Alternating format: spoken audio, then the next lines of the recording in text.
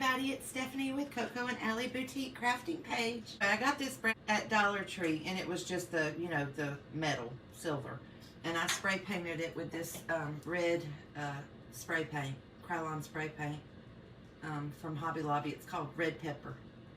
And then I got 4 of these little, they have magnets on the back. It's like the outside was originally that color from Dollar Tree, and I spray painted them black.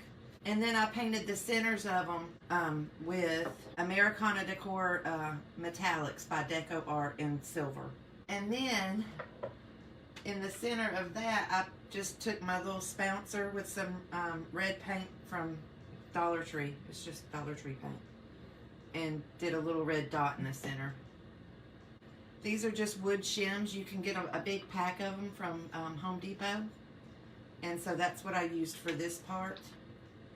And these are going to make the little sides for our wagon. So what you do is you cut them to the length you want them. You just glue those on.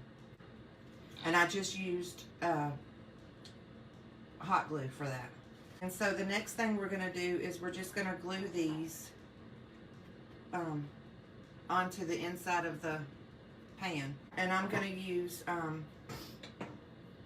some E6000 and some hot glue.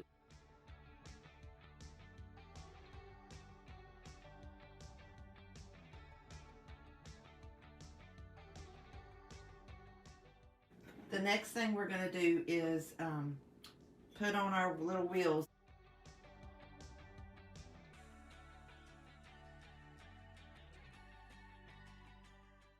I have this spatula, but this is going to turn into our wagon handle. So y'all, I'm going to use some E6000 and some hot glue on this too.